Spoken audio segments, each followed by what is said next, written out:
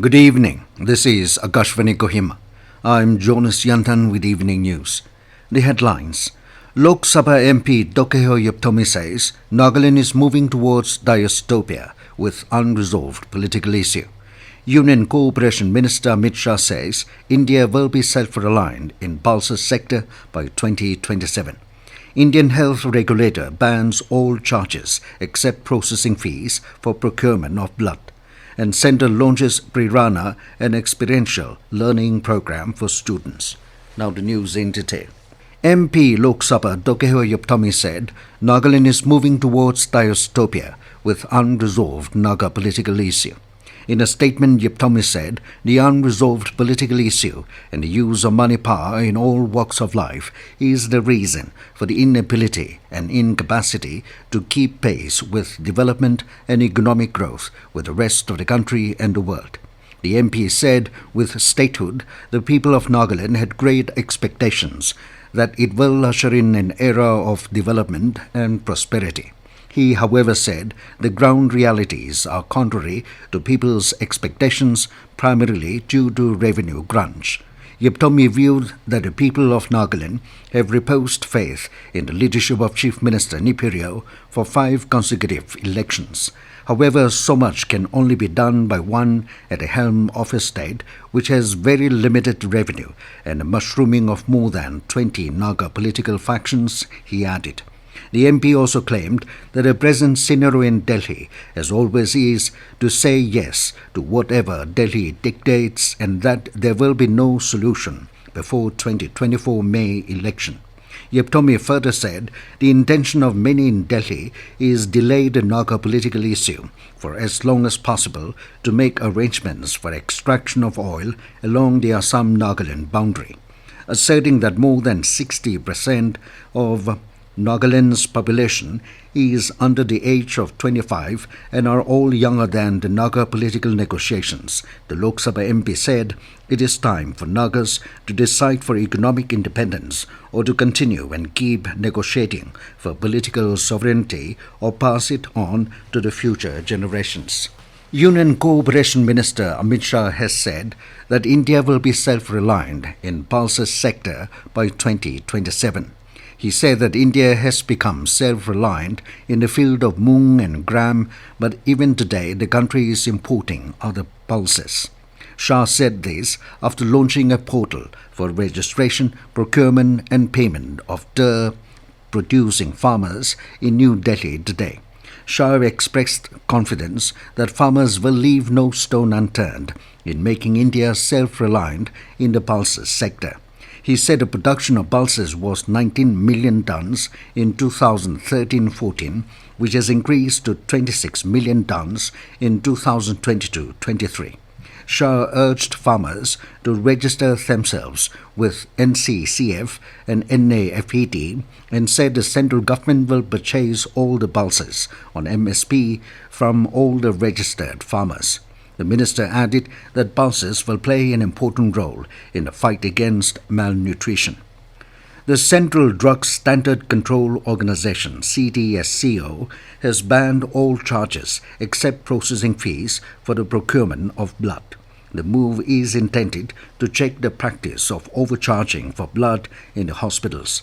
Official sources said the guidelines were issued earlier also in this regard, and CDSCO has again issued it, asking all states and union territories to adhere to the guidelines. The central government has launched PRERANA, an experiential learning program for developing leadership qualities in students. The Union Education Ministry said PRERANA is driven by a strong commitment to integrate principles of the Indian education system and the philosophy of value-based education, which is a cornerstone of the National Education Policy 2020. It is a week-long residential program for selected students of classes 9 to 12. The ministry said a batch of 20 selected students, 10 boys and 10 girls, will attend the program every week from various parts of the country. The program will run from a vernacular school established in 1888 in Vatnagar, Gujarat. The curriculum of PRERANA school was prepared by IIT Gandhinagar. The program will inspire the youth and foster respect for Bharat's unity in diversity. It will feature yoga and meditation sessions, hands-on learning activities, visits to ancient and heritage sites, among others. Students will also engage in diverse activities, embracing indigenous knowledge systems and latest state-of-the-art technologies. This news comes to you from Akashvani, Kohima. You can also listen to this news bulletin on News on Air app and YouTube channel AIR News Kohima.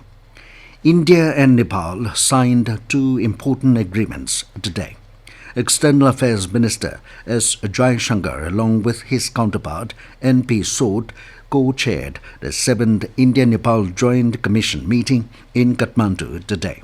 The first back is a long-term agreement on electricity and another to enhance investment in high-impact community development projects. An MOU for cooperation in renewable energy development was also signed between Nepal Electricity Authority and NTPC Limited. With the signing of the agreement, the bilateral understanding to export 10,000 megawatts of electricity from Nepal to India in the next 10 years has been materialized. The Defence Ministry today signed two contracts worth 802 crores for procurement of military equipment in New Delhi. These contracts include procurement of 697 Buki open military wagons at a cost of 473 crore rupees and 56 mechanical minefield marking equipment at a cost of 329 crore rupees. The ministry said this will give a boost to the indigenous manufacturing and participation of the private sector in defence production. The Ministry of Youth Affairs and Sports today announced Rashtriya Khel Protsahan Puraskar 2023. Odisha Mining Corporate Limited has been awarded in the category of encouragement to sports through corporate social responsibility.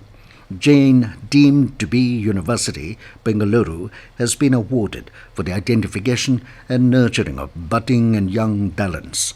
The awardees will receive their awards from the President Draupadi Murmu at a specially organized function at Rashtrapati Bhavan on the 9th of this month. Rashtriya Khel Protsahan Puraskar is given to corporate entities, sports control boards, NGOs, including sports bodies at a state and national level who have played a visible role in the area of sports promotion and development. Department of Telecommunications (DOT) has advised citizens to be aware of malicious incoming calls from international numbers claiming to cause disruption in India's stock exchanges and trading. Such malicious calls are initiated by anti-national elements aimed at creating panic, it said. The department has directed all telecom service providers to block malicious calls from such numbers.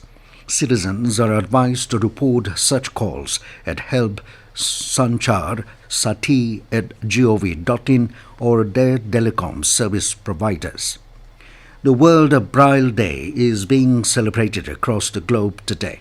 This day holds special importance as it marks the birthday of Louis Braille, the visionary inventor of the Braille script, born in France in 1809. Recognizing the paramount role of Braille in education, communication, and social inclusion, the United Nations has designated 4th January every year as World Braille Day.